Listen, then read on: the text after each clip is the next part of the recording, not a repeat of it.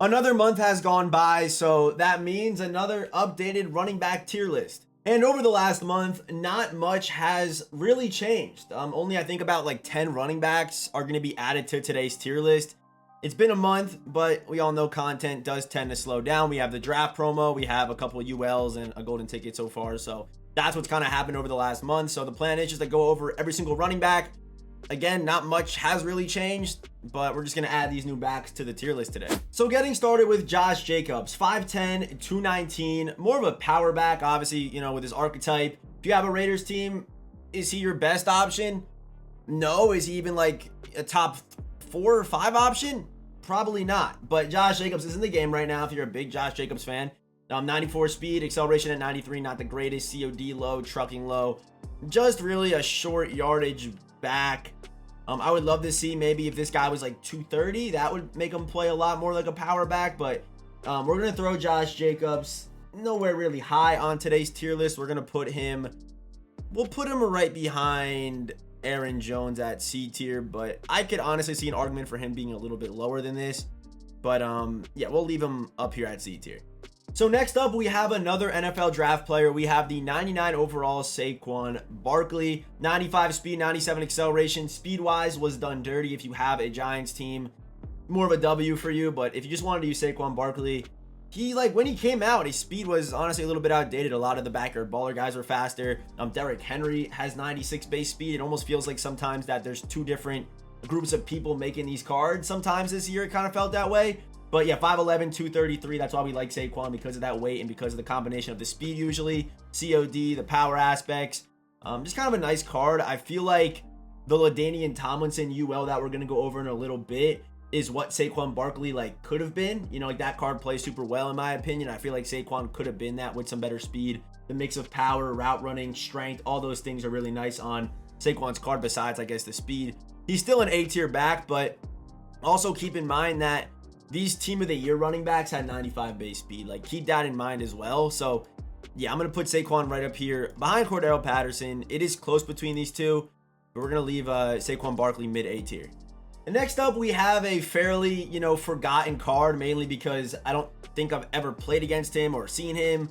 We got Mark Ingram, veteran Mark Ingram, 94 speed, acceleration at 98 is pretty interesting, and also being 5'9", 215. I haven't seen this card play, but I can imagine off the stats how he would play. I think on a theme team, this card could be pretty solid as far as having 80 catching. The COD and agility could be a problem, but he's a power back. What's that route running looking like? 82 short route running, not bad for a power guy. Also good break tackle, good juke. The spin not the greatest, and also him being only 5'9", not gonna have that super crispy spin animation. But Mark Ingram could definitely be used on a theme team. I think for sure you can get usage out of this card.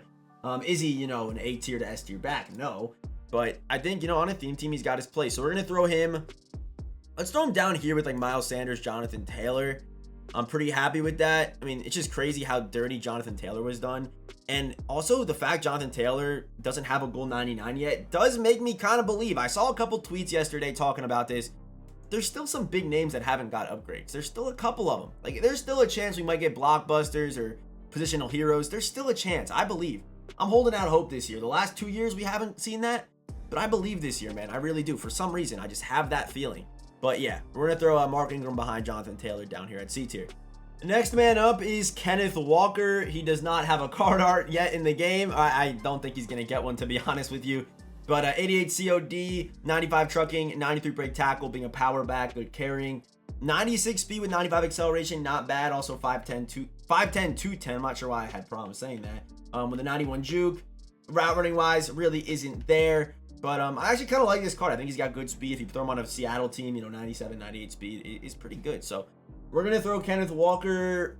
I think he's a low B tier back, low B tier, fringe, high C tier kind of back. We're gonna throw him right here behind Ezekiel Elliott for now. Next man up is the 95 overall Breece Hall, and he's very similar to Kenneth Walker. Very, very similar. The only real difference is a couple inches in the height, 10 pounds on the weight, and also the archetype, but similar speed, acceleration. Breece does still have those, the good trucking stats, the good COD, good break tackle, good juke, good spin, him, with him being an elusive back. Neither card is really a pass catcher between Kenneth Walker and Breece Hall, so it kind of comes down to archetype. I would take Brees by just a little bit based off the weight and the archetype, and also I feel like his stats are just a little bit more consistent. So we are going to throw Brees Hall right next to Kenneth Walker, but I'm going to throw Brees ahead of him.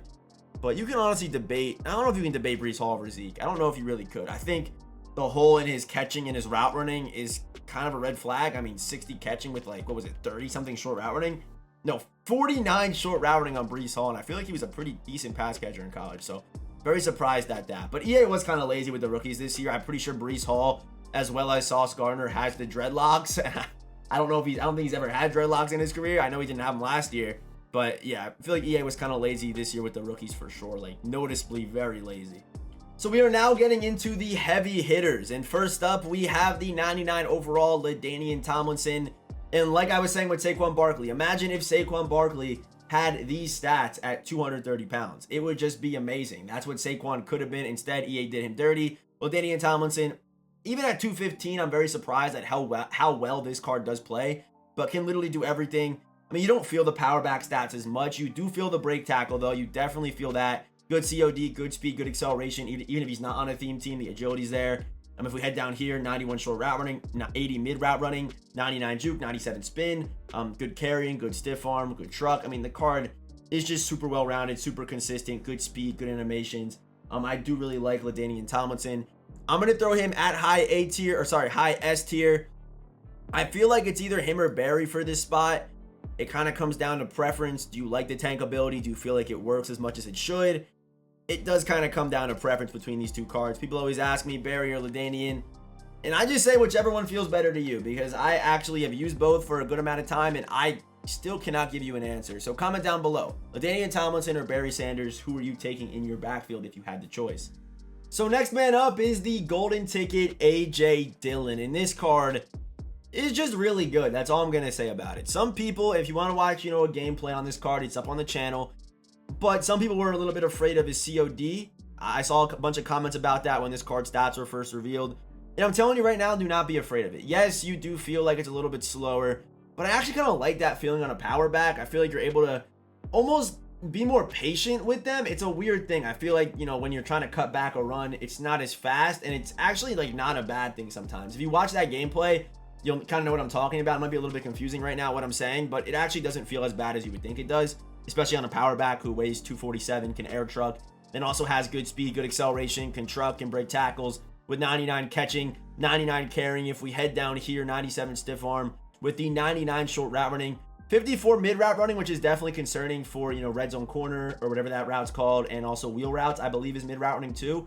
Not 100% sure on that, but I'm like 75% sure that the wheel route is mid route running. But yeah, good ball carrier stats all around.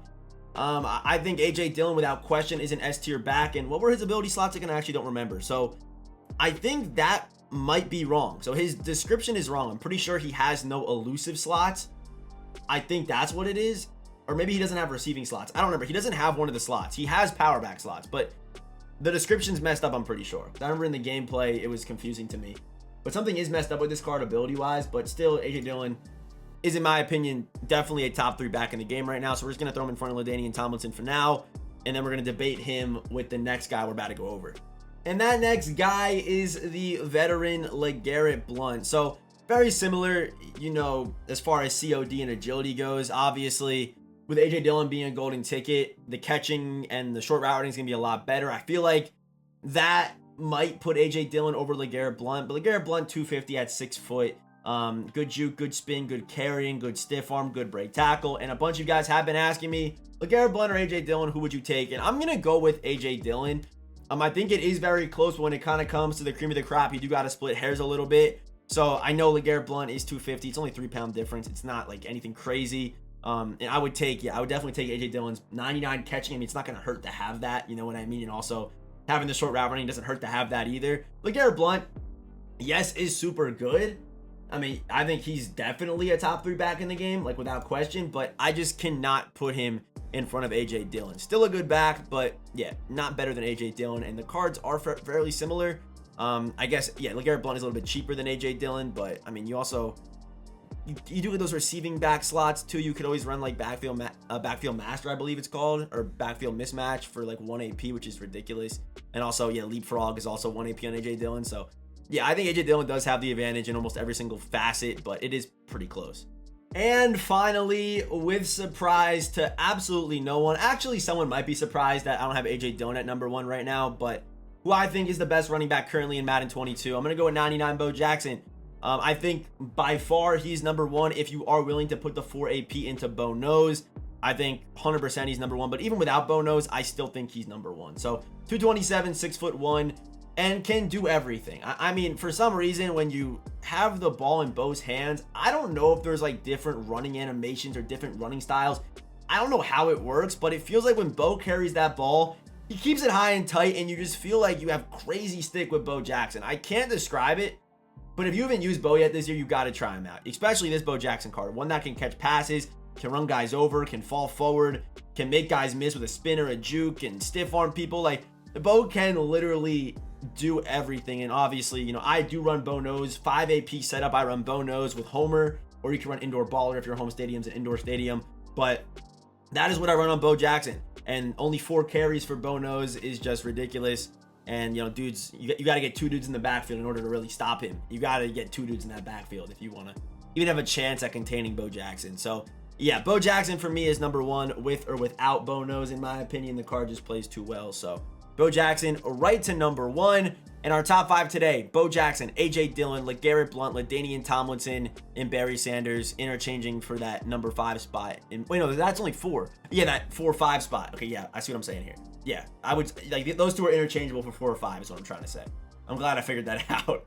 But yeah, that is going to do it. If you are watching the video till the end, let's comment the nose emoji for Bo Knows. Let's comment the nose emoji so I see who the real ones are who watch till the end of the videos. And tomorrow and today we should start seeing some golden ticket reveals. So yeah, golden ticket, you know, gameplays tomorrow on the channel. Obviously, you know how we do here. And then also a stream tomorrow night for I Rate Your Teams if you want to come through at about 7 p.m. to 8 p.m. Eastern. That's usually when we go live over on the Purple streaming service. I don't like saying it on YouTube because I feel like it does mess with the algorithm, but we're not going to talk about that. So yeah, as always, I will see you boys in the next one.